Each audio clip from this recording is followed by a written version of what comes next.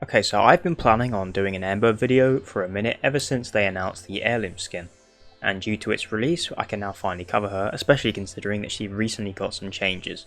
And this video is going to include a build which not only has insane levels of energy upkeep, constant ability casting, thus granting you insane damage and armor strip, and in addition to this, massive amounts of overguard and shield/overguard gating, making you functionally immortal. I'm so excited to share today's build and hope you guys enjoy. And just a quick reminder before we get into the content, make sure you follow me on Twitch. This is where we do all of our builds, testing and long survivals. And of course feel free to subscribe to the channel if you enjoy what you see. So yeah, this build is no joke. As you can see by the gameplay in the background, this is a heavily caster focused Ember setup. A lot of Ember mains will say this is the true way to play her, by killing stuff with your abilities as opposed to just being a weapons platform. But I do see the merit in just a pure Ember weapons platform setup, i.e. using, the augment for a first ability fireball. But that isn't a build in which we're covering today. This is more of a hybrid setup, focusing on not only killing stuff with your abilities but also your weapons as well. That being said, let me quickly cover Ember's abilities. First off, her passive. She receives 5% bonus ability strength for every enemy affected with fire status within 50 meters. We are capitalizing on this heavily with today's build. Now we will quickly gloss over Fireball, but I'm not using this ability in today's video. She sends out a fireball, it does some AoE damage, and it also increases the meter on her second ability, Immolation. But this ability is mainly used for gun focused setups when using the augment, which allows you to imbue your guns with more fire damage. Speaking of Immolation, this is her second skill. Casting this will activate a meter on the side of your screen. This meter will rise over time and gradually increase your damage reduction, making you much more tanky. However, as it increases and hits the top level, it will start to drain energy quite rapidly. If you want to increase the Immolation meter, you can cast either Fireball or her fourth ability, but if you want to reduce the level of damage reduction and the amount of energy cost, you can cast your third ability, her third ability being Fire Blast. It is an AoE fire attack that strips enemy armor and of course depletes 50% of the Immolation meter on cast, and the higher Immolation meter, the more the armor strip, but this feature won't even really be necessary within today's build because of the amount of casting we can do. And finally her fourth ability, Inferno. Like I said, casting this will increase your meter. It is a conal AoE in front of you wherever you are aiming, and it sends down fireballs that land on enemies and hit them with Ember's unique fire proc, which basically does kind of like whirlpools of fire around the enemies, doing large amounts of damage over time. So because we aren't using Fireball, what is our Helminth? At first glance you guys are probably going to say, why the hell are you not using Nourish? Because our choice of Helminth is Fractured Blast from Citrine. Before I get into the details as to why we are using this skill, let's of course quickly address the two Talforge Amber casting speed shards. In my honest opinion, this build is made insane by these two right here. Everything comes together due to the bonus casting speed, and we're also using Madarite for even more bonus casting speed from Sling Strength and Power Transfer. Sling Strength giving us more strength and Power Transfer giving us the casting speed. You could run two regular shards, they don't have to be Talforged, or maybe even three, but please consider getting your hands on these if you want to try this build. Let's get back to it and eventually you'll see why these are so important. As mentioned earlier, this is mainly a caster focused setup, and the only element in which it can be considered a hybrid setup, and the fact that it also makes your weapon stronger, is that Ember is naturally a good weapons platform due to the fact that she is constantly stripping enemies armor with her third ability and doing good damage over time with her fourth. But the build is focused around spamming the 3, the 4 and keeping her 2 up with the new first ability we've added in order to just shred down enemies with insane amounts of ability damage. In order to achieve this playstyle, we need excessive, and I mean excessive amounts of energy sustain. Even with the Ember changes that made her way better with managing energy, we still need to focus on fueling her energy pool. So why aren't we using Nourish? There's actually quite a few reasons, and the first one is Nourish actually isn't quite consistent enough for the amount of ability casting this build requires. As you can see by the gameplay, I am spamming my skills over and over and over, making use of those casting speed shards to not only increase my DPS via my casting speed, but we're also gaining large amounts of overguard/overguard gating and shield gating, which we'll get into later, from the Healing Flame augment. This attaches to our third ability, meaning we gain overguard whenever we cast our third. And as you can see, we can get the overguard pretty damn high on this build very easily due to the casting speed shards and our energy sustain. Nourish is good when combined with Equilibrium, however it will not increase the chance of you getting energy, at least in terms of orb drops, and companion mods also don't give us enough. What we're looking for is higher chance of drops from enemies when we kill them, so we can guarantee we're getting our energy back. Fractured Blast is a spam cast ability, meaning that whilst Nourish can be recast, it's not really an ability spam. So already Fractured Blast fits the playstyle of this Ember build, as we can constantly on the fly spam it with our other abilities. But what Fractured Blast does is it primes enemies with a little bit of slash damage, not only helping our condition overload, but it also increases the chance of health and energy drops from enemies when they die. And this thing has pretty good range, especially with the range we have on the build, and spamming this constantly within your sequence of abilities means that every enemy you kill is going to have an extremely high chance of dropping health and energy orbs. Combine that with the mod Equilibrium and we have an endless influx of energy and health sustain.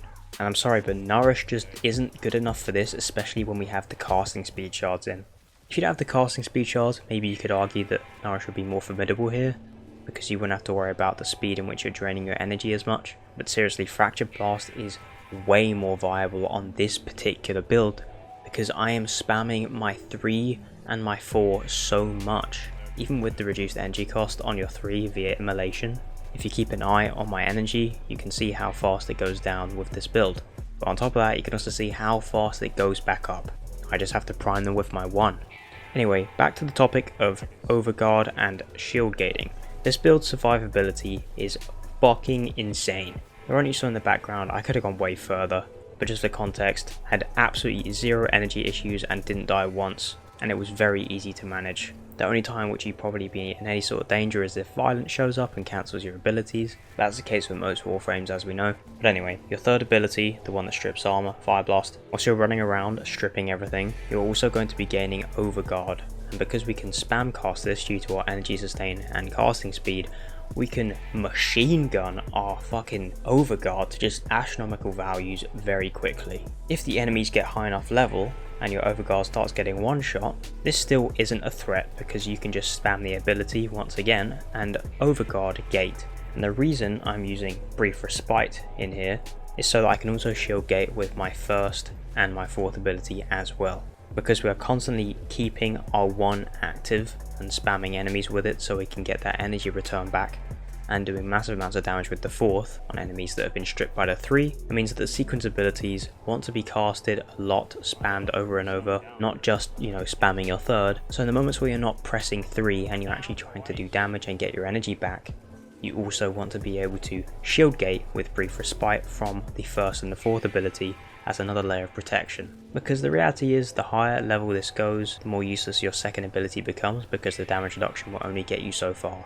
And of course, like I stated earlier, Ember is really good as a weapons platform purely because she strips enemies' armor and procs everything with fire, helping your condition overload. And as for weapons, I was running a Cedo to make use of that condition overload with its alt fire. I was running a Furious with its Incarnon because I recently acquired it and it is amazing and it kind of fits Ember. It's like a mini microwave. And then for my melee weapon, I was rocking the Ninkondi Prime just as a little throwback because I kind of miss this weapon, and the thing was super reliable in the run, does a lot of damage. We'll get into those builds in a second. And a quick heads up before we get into the actual build, I was accidentally using Adaptation on the setup during the run, but the mod that is meant to be in that slot is actually Augur Reach, and then in doing so I have to put in Mobilize in the Exodus because there's not enough space for Power Drift. I'll most likely reform this eventually, just because Healing Flame is so strong, and of course Adaptation doesn't work with Overguard. Anyway, let's get into the other mods. Brief Respite, like we already stated, Prime Continuity for our power duration, Stretch for our range, Equilibrium Prime Flow to combo with the first ability for that insane energy. Arc and Vitality is purely here so that we can do double damage with our heat. You do not need to rank this thing up to full. Healing Flame, of course, for the Overguard. And then Umbral Intensify and Molt Augmented for our strength to give us more damage. And finally, the last one also isn't fully necessary, Arcane Aegis to help with a little bit of shield survivability if our Overguard ever goes down. This one can be placed with a number of things, and those things are actually arcanes that I don't even own. So here's the Cedo build that I was using. We're just going pure viral. Normally I'd go viral heat, but obviously heat isn't needed in this setup. This is the Furious setup I was using, and here are the Incarnate evolutions I was running. You can use whatever for the first one, and to be honest, even the fourth one can be flexed as well. It's a very versatile Incarnate weapon. And finally the Ninkondi Prime build. I really suggest trying this weapon out, man. It's kind of a classic. I love nunchucks. You could also build this for crit and status, but for this run I went full status and it was very successful. And another alternative you can do is, you guys probably noticed, the companion I was running. I was of course running the Nautilus, so I could group enemies up, thus making use of Ember's abilities more. However, another really good option here, because we're not using Nourish, you could use the Panzer Viola and switch up the elements on your weapons, because obviously the Panzer is going to proc Viral absolutely everywhere, meaning you can also run Blast on the Ninkondi Prime instead of Viral.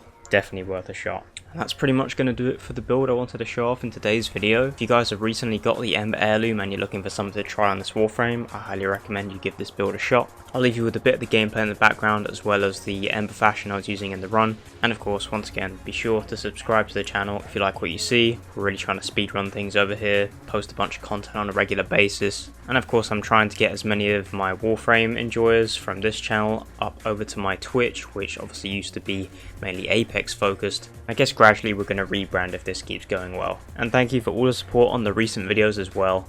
I'm actively learning about Warframe content as I'm doing this, and it's just super exciting seeing so many videos do well, and your guys' feedback is always welcome within the comment sections. Yeah, enjoy the rest of the video, and I'll see you in the next one. Take care.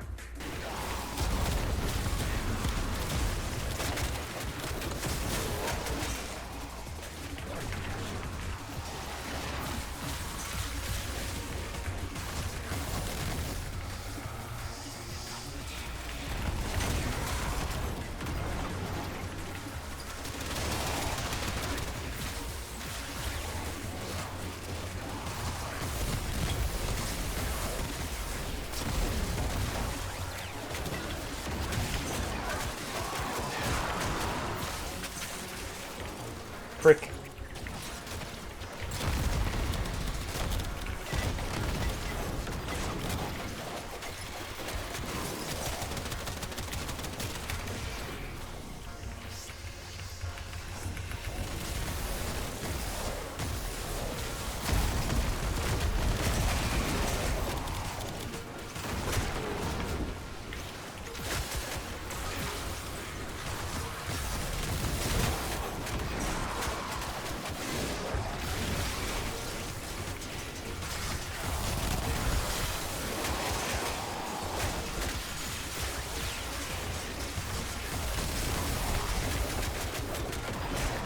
Two melee daxers, nice. To be fair, I actually find this really useful because 9 times out of 10 I'm spending fucking platinum getting those.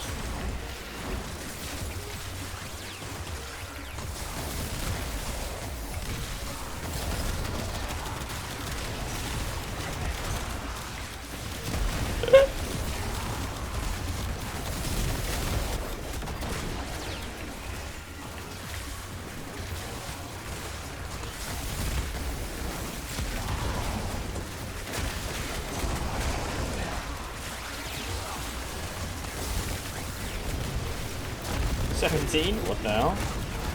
Do I never have melee arcane adapters, like, ever? I never get those from Metro Cells or Archimedia.